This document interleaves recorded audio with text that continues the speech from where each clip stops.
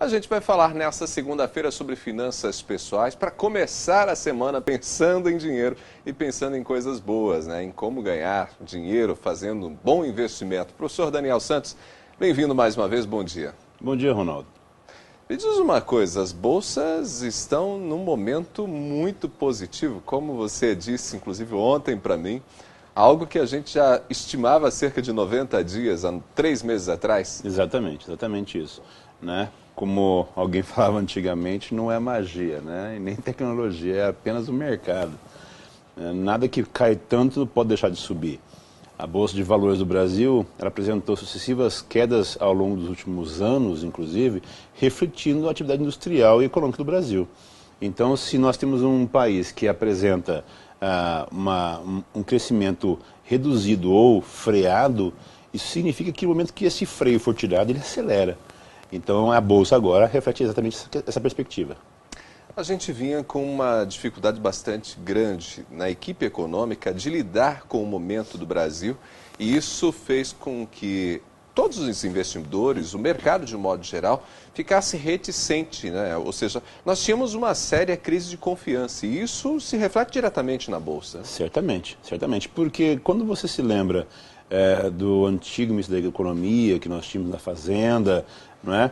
O que ocorria era que essas pessoas apresentavam um projeto de gestão pública na parte de finanças que refletia o momento do primeiro governo Lula, que foi excelente, né? Porque o Brasil, no primeiro governo Lula, tinha o mercado estava diferente, tinha um potencial de crescimento diferente, era superior, então isso tudo refletiu no resultado que foi favorável. Entretanto, a conjuntura internacional mudou, nacional também mudou, e nessa esteira, né, manter a mesma política não vai produzir os mesmos resultados. Então o Brasil acabou tendo dificuldades. E a Manteiga e companhia, né, que estavam lá por tanto tempo, simplesmente deixavam a coisa aí seguindo a regra que foi antes estabelecida.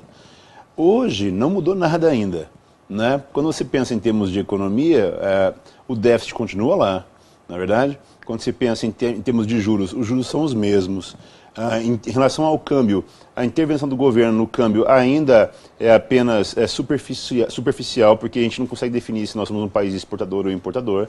Então, isso não mudou ainda. Porém, a própria perspectiva do empresário, sim. Essa teve uma melhoria que apresenta esse reflexo na indústria, né? Junto com o consumidor que começa a dar notícias ou dar sinais de melhoria de confiança.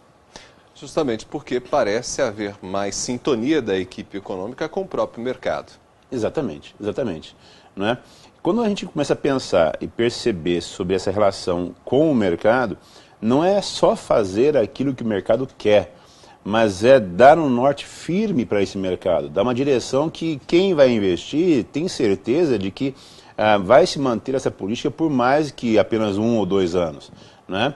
Então, quando o mercado enxerga essa direção com tal firmeza, a gente pode então perceber que as pessoas, inclusive o próprio consumidor, começam a consumir um pouco mais.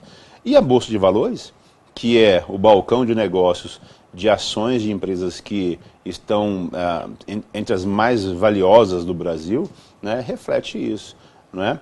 A Petrobras, por exemplo, não apenas por causa da questão do governo, mas porque inclusive apresentou agora um plano de PDV, né, que é o Programa de Demissão Voluntária. Mais de 11.700 pessoas aderiram ao programa, né? Então são quase 12 mil funcionários que querem deixar a Petrobras. E vai custar 4 bilhões agora, mas vai economizar 30 nos próximos anos. Então isso significa o quê? Uma economia e um resultado que reverte a própria empresa. E isso aparece nas ações. A Bolsa tem sido puxada pela Petrobras ou, na verdade, outras empresas também estão com valorização? A Vale do Rio Doce também apresentou, né, uma valorização, especialmente por conta dos ativos de investimento que ela vai estar realizando e uma reprogramação de investimento. Então, é uma gestão que a gente fala, né, da empresa com vistas ao mercado macro nível mundial, porque essas empresas todas que nós falamos, Petrobras e Vale, por exemplo, elas não operam unicamente no Brasil, elas trabalham no Brasil sim, porém elas estão vinculadas ao mercado internacional.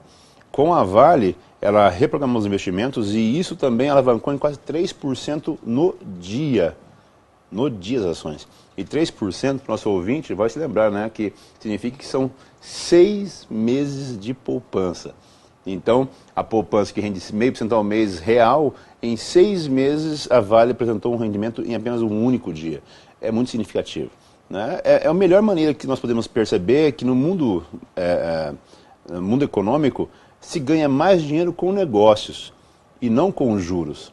Então, os investimentos que são feitos em bancos, em um país desenvolvido, né, que a gente chama de nível de risco baixíssimo, com títulos tipo AAA, que é os Estados Unidos, Alemanha, etc., a maior parte do dinheiro que as pessoas ganham não vem de juros que os bancos pagam ou que o governo paga pelos títulos, mas sim dos investimentos que as empresas fazem. E assim os fundos de pensão crescem, né, o aumento de capital nas empresas também aumenta, o custo, né, do recurso diminui, então ela produz mais com muito menos, porque as pessoas colocam dinheiro nas empresas, esperando que esse retorno volte. Então, hoje, quem deseja investir na Bolsa pode ter boas perspectivas, mas precisa de ajuda de especialista, Com né? Porque certeza. a Bolsa não é para amadores. Não, não é. É importante esse apoio, né? Leitura, cultura financeira, né? Então, as pessoas têm o costume de ler sobre tantas coisas, discutem sobre futebol, discutem sobre religião, discutem sobre tantas coisas. É bom, de repente, discutir também sobre melhores investimentos. É muito bom ouvir esse conversa no barbeiro, de vez em quando, né? Que tais ações estão crescendo mais ou que estão em risco maior porque o mercado está diferente. Isso faz parte da cultura de muitos países. E o brasileiro precisa aprender também essa dimensão de investir em negócios que dão dinheiro e não esperar que os juros caiam no seu colo por conta de que o governo lhe paga isso. Porque, no final, o governo acaba cobrando da sociedade também esse custo. Se ele paga mais juros, ele vai tirar isso na forma de impostos. E então, nosso abismo, né, fiscal entre a captação e aquilo que se gasta aumenta cada vez mais.